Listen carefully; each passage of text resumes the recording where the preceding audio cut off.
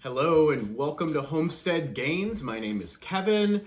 It's that time of year, just turned February, and everybody around is starting to plan their gardens for the spring.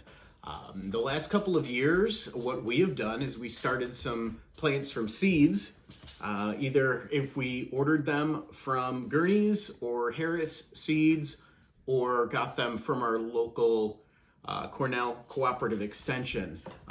We've gotten some seeds, start them indoors in March and April as we grow them, and it's really cool. It's fun to watch. The kids love it. We get to see these seeds sprout up, and then we take them outside and plant them in the garden. We've been getting better and better each year, and I think this year is going to be a really good crop year for us because we have the tools that we need.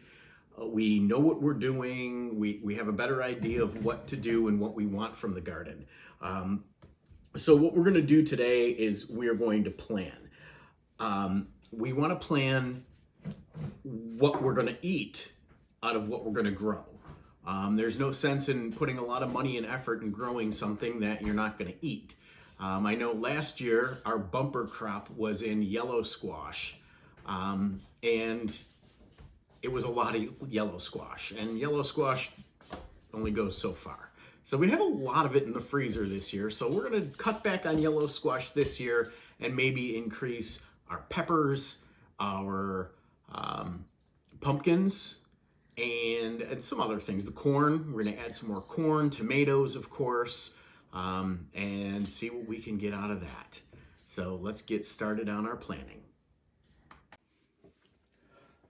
We know that we need to grow what we're going to eat.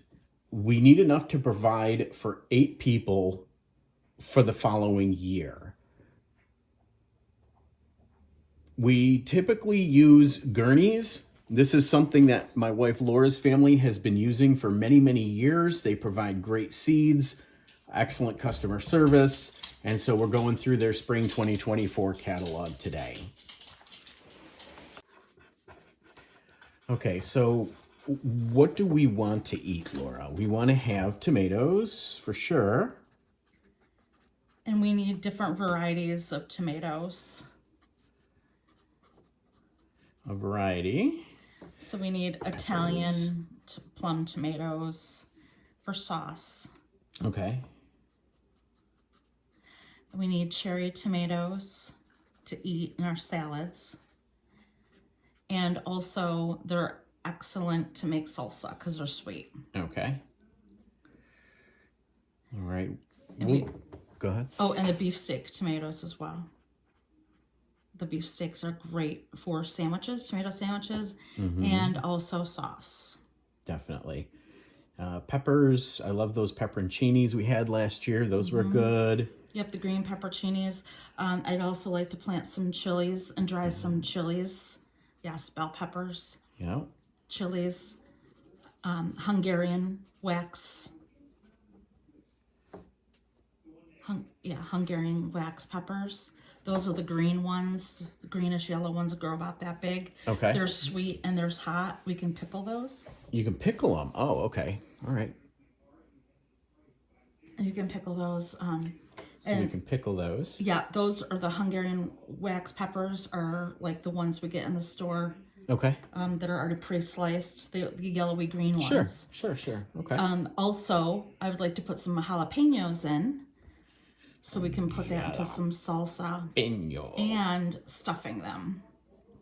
And we can also grill the jalapenos. Yes. Take the skins off, chop them up, and put them with some steak or salad.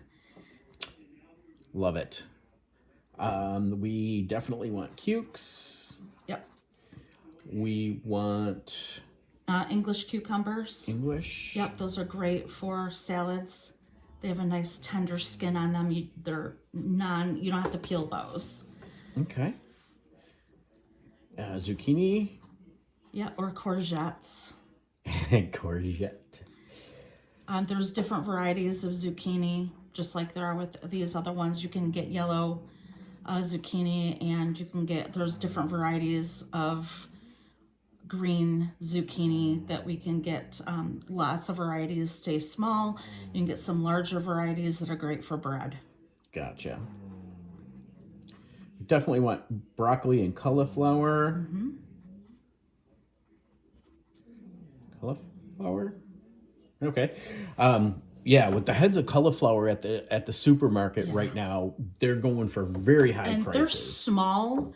I mean, they're really small heads, and they're about $5, $6, $7. Yes. When we grow them here, especially using the compost and chicken manure, you can get them really sizable, and they're really fresh, and you can make lots of cauliflower rice. Yes. Out of those. We got a bunch last year, and we didn't even plant that many.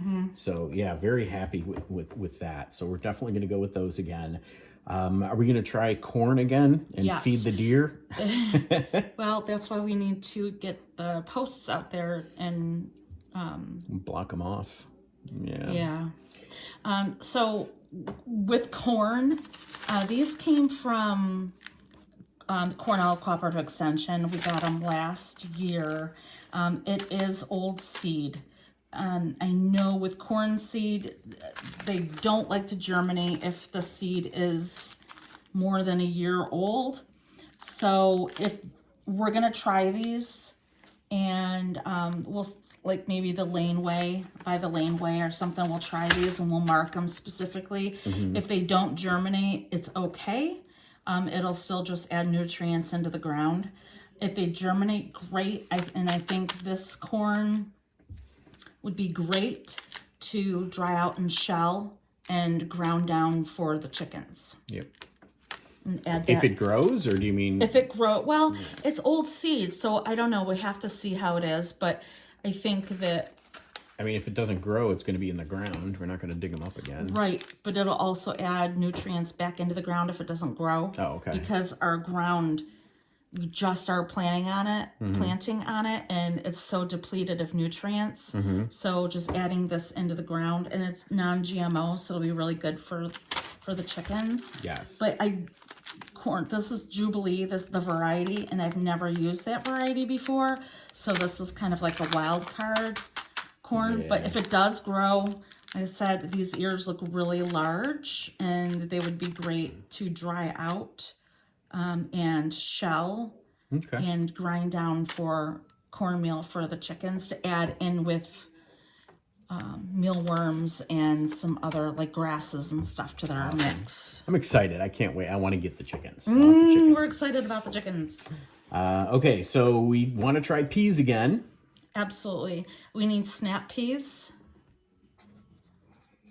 The sugar snaps, those are great for salads. I can't think of the variety that we always grow. And then beans. We definitely want to get some beans too. What kind? So beans are a big category, and especially they're so good for you. Well, we definitely need wax beans, which are the yellow beans. Yep. And when the beans stay on the plants for a really long time, say we don't harvest all of them, they turn purple and they dry out, and they're really great to make beads. They're really pretty. It almost looks like Indian corn when they dry out. Oh, yeah. No, I know what you're saying. Okay. So wax beans, definitely yellow beans. Also Blue Lake, which are a string bean. Yep, Blue Lake. And also pole beans. And those grow really long. And one other is lima beans. Lima beans are so good for you. And we didn't grow those last year. So lima beans are definitely good because you can can those as well. Okay. Very good. And those are butterfork, I think, the lima beans, butterfork, something like that. Yeah, it looks like butter pork. Did I tell you Italian beans? They're green and they're the flat. They're Italian beans. They're great with like I've never heard of that before. Yeah, they're a flatter bean. You'll probably see them in the catalog, but they're wider and they have a bigger bean, but there's more space between each bean. And like I said, they're flatter, and then you cut them up and then you eat the pod as well, just like regular green beans. But they're great with a mixture of like onion and carrots just like an Italian mix. They're so good. Okay, fantastic. Can you think, I know we said pumpkin. Yep. I really don't want to mess with squash again this year. The yellow squash, it was too much. We did get a lot, but that's kind of the nature. But you can't really make unless I don't have a recipe for making bread with squash. But yellow squash, yeah, that's. And I know everybody here says they like watermelon, but nobody ate the watermelon last year. Okay. So we need to get the red seedless or red watermelon. Doesn't have to be seedless.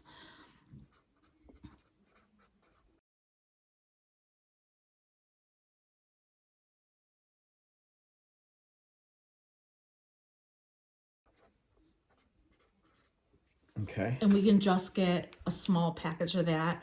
And we don't have to plant all the seeds, but some seeds might not germinate in the package, why can't I think of the containers? In the peat, in the pod containers. Okay. Also, we need to plant herbs. We need to really get an herb garden going because we got a dryer for my birthday and a dehydrator, I should say, and that we want to dry herbs, mints, parsley, and any of these herbs because we want to dry them out and make our own seasonings versus relying on store-bought. Also for tea, like we have peppermint right here. Mm-hmm. That's great for tea and upset stomach and medicinal purposes. Okay. I'd like to keep herbs separate from veg. No, I'm just telling you because it's all in here. Plan that separately because I don't want to plant those in the ground out back. No, I thought we were going to do raised beds. Yeah, we're definitely going to do raised beds because last year it did not work out well and they got overgrown by grass and it was just a mess. So we're definitely, when we do these, they're going to be raised beds. What about lettuces? Yeah, same thing. Those need to be in a raised bed. Those are continual grow throughout the whole season, and actually even past frost, if we put a cover over them, they'll last through frost. Okay. Butter crunch lettuce is a nice lettuce, especially for wraps. You can put like a chicken salad in and roll it up. Okay. So butter crunch, romaine, and spinach. I'm sure, like when we go through the catalogs and place our orders, I'm sure that we'll come across something. We didn't talk about fruit. We did not talk about fruit. We need to talk about fruit. Okay, we'll talk about fruit in a minute. Okay. Just hold that thought. All right, I'm going to write that down. Okay. Go ahead and write that down. What we've calculated, Laura went through and did a calculator and found that we need between 150 and 200 square feet per person, and we have 8 people that we're trying to feed. So that gives us, at the large side, 200 times 8 equals 1,600 square feet. Our garden plot out back is actually 10,500 square feet. So we have more than enough space, plenty of room for all this. Last year, we probably only used about 25% of what we had disked up. Yeah, we got a late start last year. So yeah, so this year, I think once we get rolling and get everything in the ground, we're gonna probably use up quite a bit of this with what we need.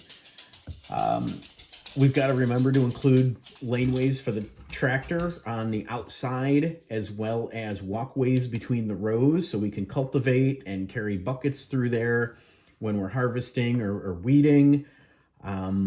This extra space also gives us the extra footage we need for plants that have runners like cucumbers or pumpkins or squashes, and it gives the tomatoes room to stretch out. So let's talk about fruit. Fruit, yes, fruit. Let's talk about fruit. What kind of fruit? I have a nectarine. That's funny to say. But we got a local farm around here. I saved a nectarine pit. To plant, we'll have to start this in a pot. Granted, it's only one, and we should have 2 of everything, just like God wants 2 of everything. So we want to make sure that we get another one of these at some point, even if it's already germinated and started. But we also should look at putting in strawberries. And strawberries are great because they go for probably about 3 years, sometimes 4. When they come on, you plant them, you get a little bit of a harvest the first year, just a little. Second year, plentiful. Third year, plentiful. You may get a 4th year out of them, but you have to cover them up with straw. And then you mow them down after they're done for the season. At the end of June, beginning of July, you mow them down, cover them with straw, and then they'll revive themselves for the next year. Okay. I know you love blueberries. Yeah. Are we going to try to get some blueberry bushes? Absolutely. I think we should get some blueberry bushes. And I know we tried transplanting a mulberry bush. I guess it was a mulberry tree from our old house. Yeah. We tried to bring that over here and transplant it. It didn't take. Do you want to try getting some mulberries and maybe get a mulberry tree going out back? Yeah, that would be great. If we, any of these, whatever we cannot eat, freeze, or make jam out of, we dry them and we can put them in pudding. We can make them for tea. We can add these and make teas in the wintertime with some fresh berries. They also are great in oatmeal. When they're dried, you can pop them in oatmeal and they'll kind of revive themselves. Cereal. And you can also make like lemonades or tea, like I said, teas out of them. Okay. So even if they come on fast and hearty, we get more than what we can eat, it's okay.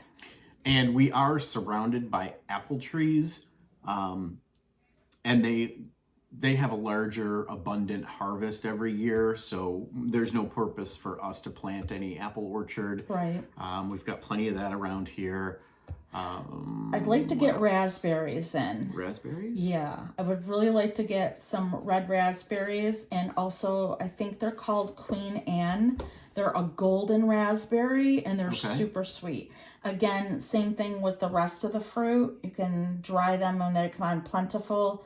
If you can't, we can't make the jam fast enough, or we can't eat them fast enough, freeze. They're just so good dried, and those will last a long time, and they're good to snack on. But do we start these from seed, or do those come bare root? You can get them bare root. You can start them from seed, but all of these have teeny tiny seeds. Okay. So you're talking about like microscopic seeds.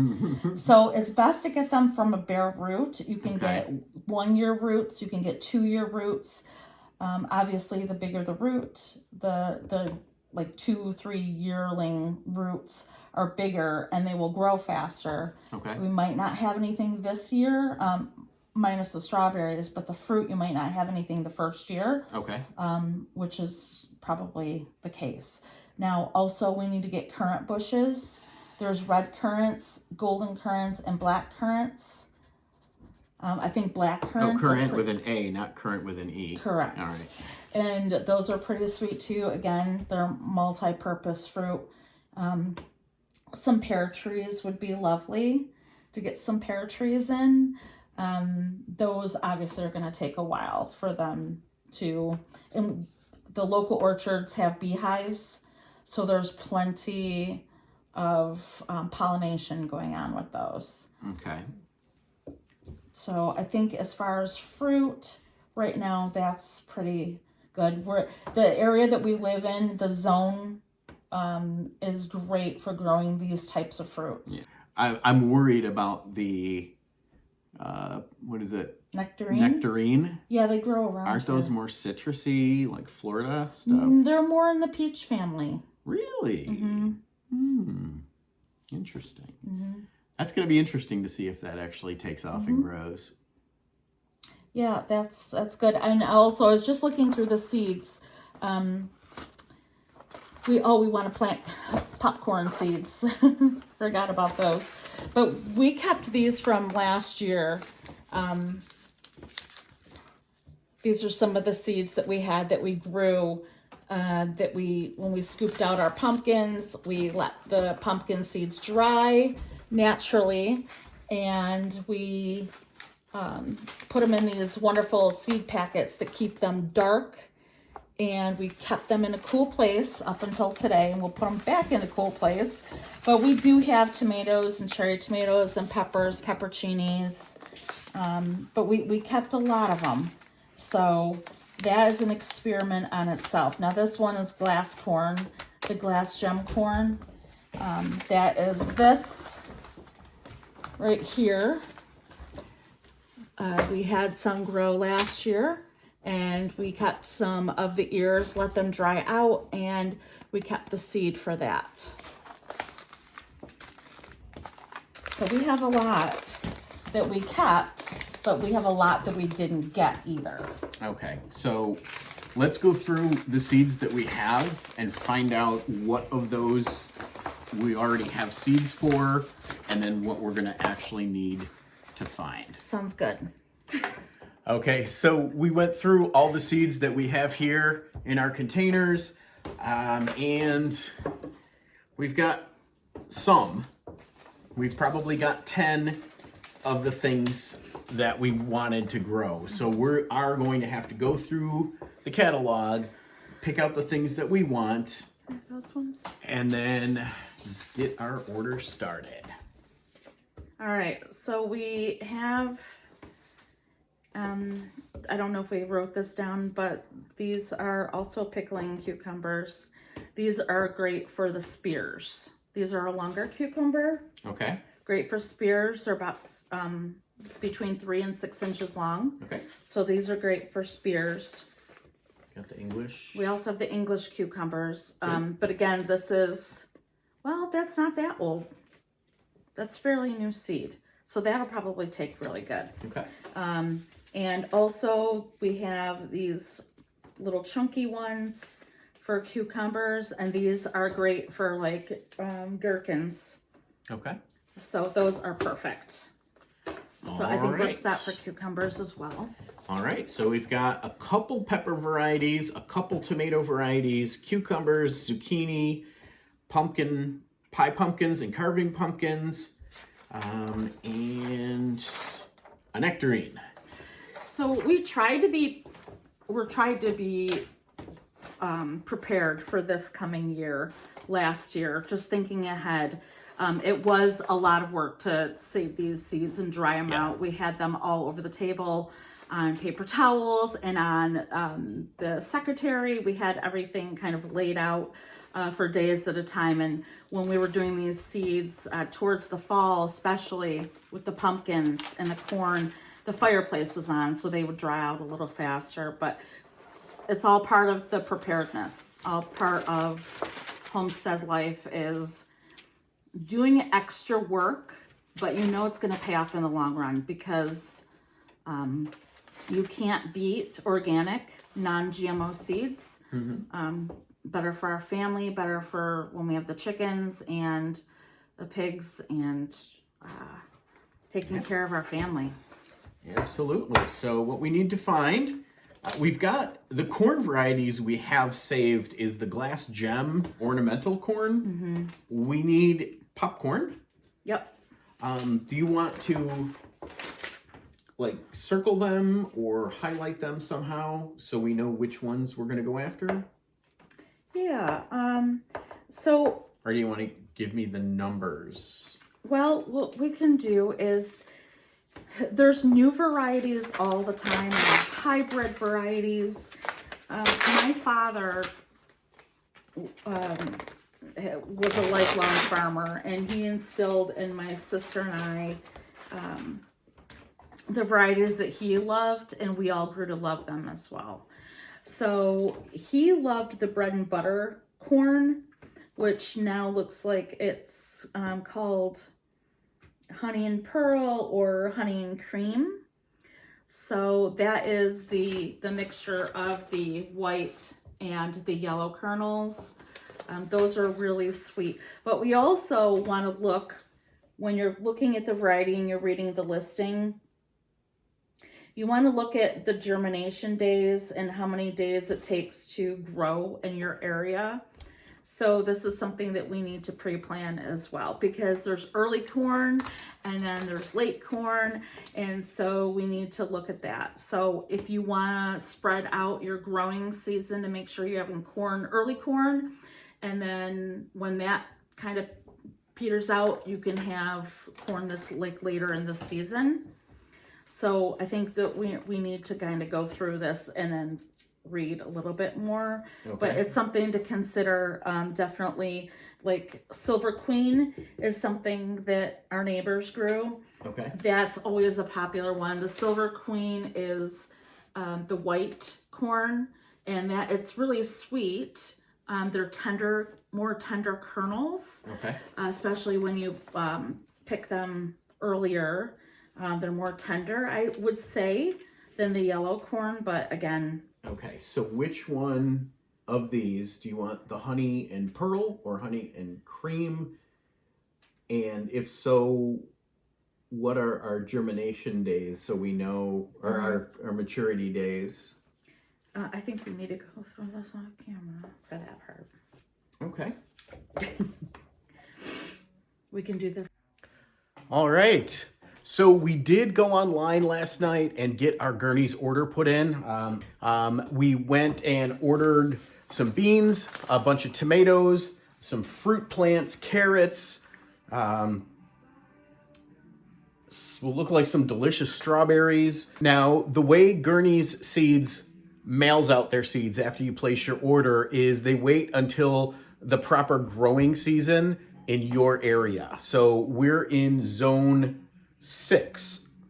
And because of that, they're going to wait until it's closer towards probably the end of March or mid-March, and they'll mail out a lot of our seeds because they know that's when we're going to get started planting those seeds, get them going indoors before we put them outside.